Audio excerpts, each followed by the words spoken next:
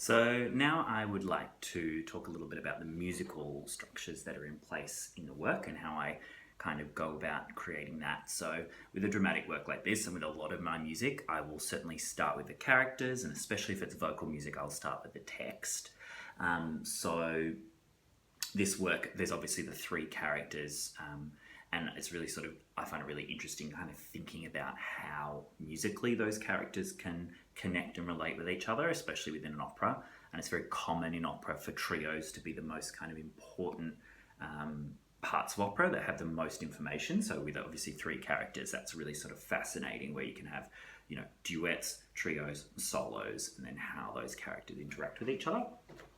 So with this work, where I started was musically, I generally will start with one singular pitch. And if you listen to a lot of my music, generally the piece starts with a single pitch, and then there's sort of this idea that it grows out of that pitch. And that growth comes from looking at the relationship to other pitches that are around it, or sort of choosing maybe a wider interval and looking at the relationship between that and what's in between it. All sorts of things, patterns, relationships, all sorts of things. In this instance, what I sort of boiled everything down to was E, and then a relationship between two specific chords, so E minor and E major. Now that came from really just from starting with E, and every time Eurydice is heralded in the work, she's sort of, her name is intoned with an E major chord.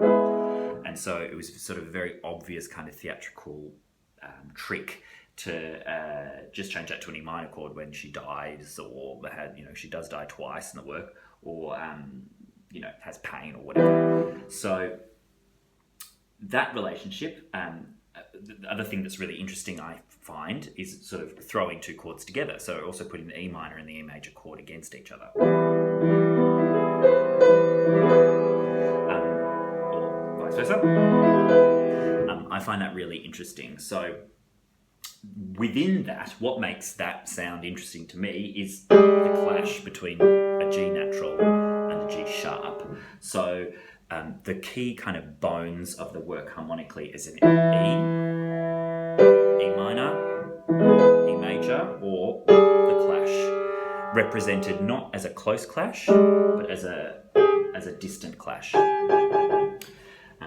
So that's kind of the main grounding point in the work. Then the other chord that features quite predominantly is a sort of slight suggestion to D major and D minor. So, we've got E minor, E major, D major, and D minor are here. So it's just like a kind of step lower. That's represented in this sort of cluster chord of E, D, F sharp, and F natural. That chord kind of acts as like a third sort of a slightly less dominant chord to the E minor chord, the clash, and then we have that chord. The final thing I sort of devised was a cluster starting around D sharp, and this was kind of an idea of like muddying the E minor sensibility. So D sharp, an E, and an F sharp. So E minor, E major, clash, the D major, E minor thing, cluster, which you can hear contains notes of the previous pieces of material. And then the other is more of a white note cluster. So instead of a sharps, we sort of just take it up a tone on the white notes. The idea being that kind of muddies this E major sort of sensation. So E minor, E major, clash, D minor major thing, more black note dirty cluster, white note dirtier cluster. So using those kind of base materials, you look at like the relationship between each of the pitches, and then kind of I would sort of build the structures around that. And then sometimes I would go completely against that and sort of think, how can I completely change the harmonic language that's been established. Now, why E? It's mostly because of this piece Sikinnis, the piano work, which I use as the basis for the scene where Eurydice, just after she gets married, is then chased by Satyr, and she is taken advantage of. And that whole work centres around E. Quite these sort of like really dark, low chords on the piano, in the piano solo, and then in this version it's changed for the instruments, obviously. So the whole work, we begin exactly where you would expect from all of that, with an E minor chord in the strings. That comes in, and then what we get is I use the clusters to kind of dirty it up and create sort of some different expectations, right? E minor chord, and then we get this sort of like forlorn, distant, high-pitched thing. Then what you'll hear is a really subtle change in the strings, because they're playing almost inaudibly, is instead of doing this, the strings then go, right? And then you get the cluster, but it falls on a flute and a clarinet in its middle throat tone, and they do this sort of weird glissando between these pitches. And you kind of, it's about like destabilizing this sort of stable foundation. So the work opens with this sort of misty, really light thing with these really sort of subtle chords painted on top in the woodwinds. And then what we get is, before the music even starts, breath sounds from the singers, just inhaling, exhaling as the dancers go into the space. But we also get this sort of rustling with paper, and that's sort of secondary to the harmonic language is the colour of the instruments. And one of these things I'm really interested in is the rustling of like paper together. To me, it has this sort of really evocative colour. It could be breath, it could be heartbeats, it could be wind in the tunnel, which obviously for the cave section is really interesting. So that features quite a lot as this sort of like underpinning, and it also creates this really interesting like depth of sound, along with the constant rumble throughout most of the work of a bass drum. This sort of like adds this kind of added depth of sound and layer and resonance to the whole kind of thing. So we have this kind of gloomy, clustery situation. The singers come in on E flats. Now E flat is the most, to me, the way that I think with my harmonic language, if I'm centering everything sort of around E, these kind of clusters on sharps and white notes and these distant clusters, to me E flat just is like completely the most distant thing I could do. So they come in on E flat. Now why do they come in on E flat for the most distant sort of thing? Well, it sort of has a philosophical thing that the world is underpinned on this E major, E minor relationship, and that the human beings are coming in here. It's like completely. It's completely from a traditional harmony perspective, like quite distant. But it's actually more of a practical note, because what I do is I quote one of the oldest surviving pieces of notated music at the very beginning of the work, which happens to be an ancient Greek hymn to the sea. The work opens at the sea. It made perfect sense to quote the work. So what I do is I have the melody sung mostly by Eurydice, and then it is harmonized in a sort of Renaissance, Baroque, Stravinsky thing. And Stravinsky, one of my favorite works is Agon by Stravinsky. And in Agon, he goes through kind of the history of music. And it was towards the end of his life. And it's really a fascinating work. I won't go into it in too much depth, but he kind of quotes these kind of Renaissance colorations throughout it, but with, contemporary 12-tone technique. So I'll just play the melody for you. So the tune is meant to begin on an E flat. So there's also this practical element of the singer starting on an E flat, so they know where to sing the hymn.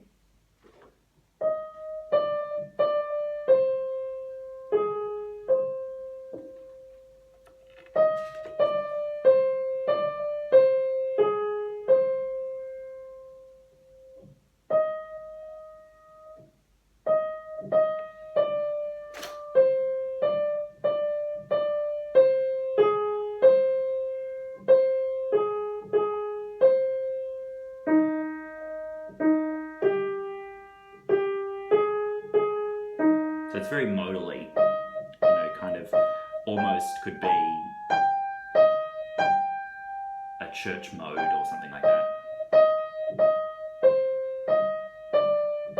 So I quote that, I kind of create this sort of odd Renaissance thing as a kind of blessing or hymn or something to the space and to the performance. The work then kind of completely takes off from there. So we start with this sort of, as I said, this sort of lofty, weird thing. We then go into this hymn, and then what intones is a G over and over again. And then we start on a really quite complex texture, which I'm not even going to attempt to play, which comes from the string quartet, Sirens, one of my tester pieces for this work. And it's all about water, but it's also about the sirens singing the sailors to their doom.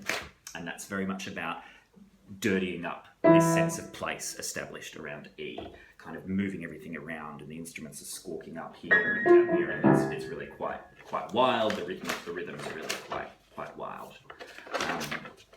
But there are times where we get these really clear intonations of,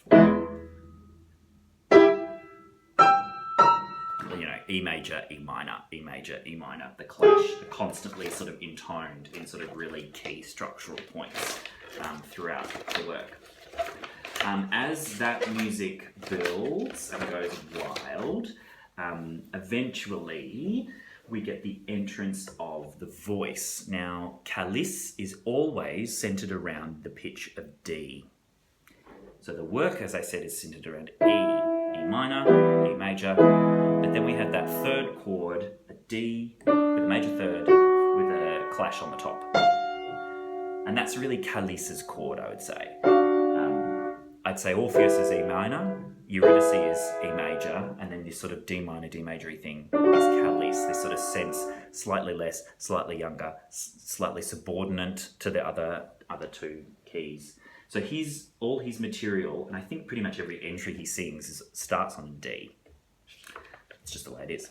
So Calice comes in on the D. He sings a love duet with Orpheus, who sings a lot of E's. So you kind of, again, there's this sort of sense of the two chords coming together, and that's something that I'm really fascinated in, is you sort of establishing a harmonic texture here or a coloristic texture here, another one here, and then how can you kind of bring those in sort of a Takemitsu kind of way? How can you bring those two colorations, those two sound worlds sort of into the one thing? I find that really interesting. So they sing a beautiful love duet, and then at the end of the duet, Eurydice first comes in and she starts singing sort of these really ambiguous,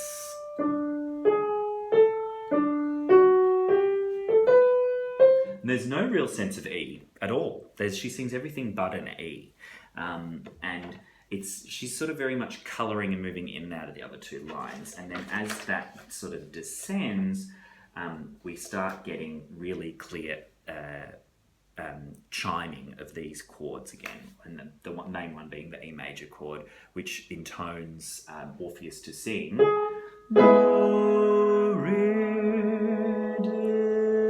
and she's generally always kind of heralded by that idea. She then sings quite a beautiful aria, which, well, if I do say so myself, which attempts to bring all of these musical ideas, as does most of the work, but this aria is kind of like a little baby version of the whole work. It brings all these harmonic ideas together and tries to kind of find some sort of resolution for these different sets of pitch material. E minor, E major, the clash, the D major, E minor thing, the cluster based on black notes, the cluster based on white notes. And she sings around that. She sings Ds, she sings pitches that are within those, she sings pitches out of those, and it's sort of this melismatic long transition, and it's about her trying to come to terms with the love that she's feeling from Orpheus. That builds to this material based on the piano piece, which focuses on this sort of E major type sound, but also this kind of weird dirtying. Again, I kind of love this idea of like establishing something and then kind of dirtying it up with something else, of a B and a D sharp. And then as that sort of descends, we start getting really clear chiming of these chords. So really unstable, really odd, especially in a low register. It has this kind of really like dark color. So that we move into this sound world, and that the idea with that is that it's kind of trying to merge the sensuousness of Orpheus and Eurydice, which the first section of this part of the piece is about. It's about their lovemaking. It's trying to sort of combine the sensuousness with what's going to flip in the satyr chasing her, attacking her, and her eventual death. And that's quite obvious if you hear when you hear the work. It's this sort of like clusters met with this sort of motive of, and that's kind of, on the piano it sounds quite naff, but with the instruments it's quite dark, and the naffness actually kind of plays into this sort of innocence of the satyr, but him performing these really awful things to her. So that's kind of juxtaposed and thrown about with each other, the sensuous music with the kind of violent music. And then that, there's quite an extended solo for the double bass. It gets very violent. And then that gives way to her death scene, Eurydice's death scene, which is sung on two pitches pretty much throughout the whole piece and nothing else. And that is F sharp and G. So the idea with that is that, you know, we've established the work on E, right? The idea being that E is kind of, in a metaphysical sense, resonating throughout the work, you know. And so if you're then making her sing the G natural, it has, to me, a suggestion of the E minor and the sadness of that. The F sharp is really there as a coloristic leading note. That motive comes from later in the work where she sings, I mean that in that section later in the work which has to do with the cave is an older work, and so I gleaned a lot of the musical material from that work for the broader piece. And one of the things you'll hear intoned over and over again is I die, always F sharp G. So it serves a very important musical function. She sings this quite extended solo. A few times the bass drum is there, the bass drum kind of representing the world in a way. And then we move into the cave sequence, which, as I said, is based on an older work. A lot of material there is like rustling of paper and air sounds and breath. But we do, again, we have our old friends coming back again, you know, suggestions of E major, suggestions of E minor, placed close together or distantly, you know, suggestions of D minor, suggestions of D major, always present. That works quite long and extended, and eventually gives way to a solo, quite a large solo passage for contrabass recorder, which is centered around D sharp. So going back to the idea I was saying before about D sharp or E flat being the most distant, in my mind, to E, because it is so close. It's so clashing, it is the most distant relationship. So sort of shifting that kind of bass structure of E up or down, in this instance, to kind of create this sort of unstableness. It's done on a contrabass recorder, which is, you know, such an odd instrument. So with Hades, there's this sense of oddness for him because he's such a... he's so important for this piece, but he's also, you know, such an odd, terrifying presence. The work then moves and shifts to harmonically to being around G sharp, again suggesting this E major thing, but it never quite gets there.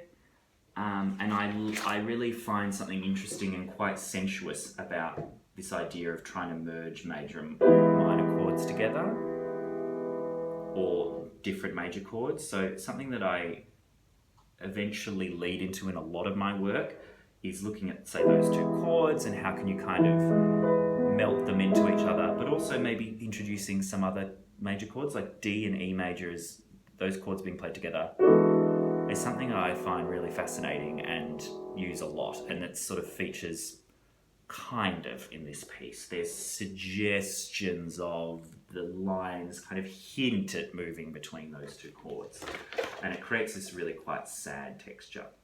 We then get to the point where Eurydice has come back to life. She's questioning that, and then he of course turns around, looks at her, and she dies.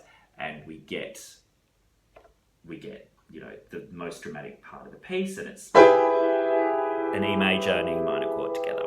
So, I don't have to explain that because I've said that so many times. E major, E minor. The work dissolves in this kind of cloudy thing, which actually resolves between E and D quite low,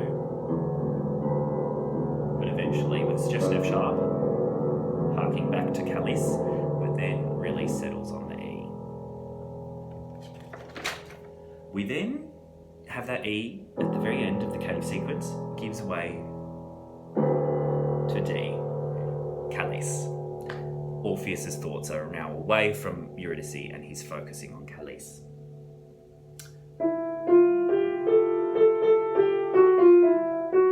And then he always sings in the cracks between these two kind of centres of D major, E minor, E major, E minor, depending on the character that he's talking about, right?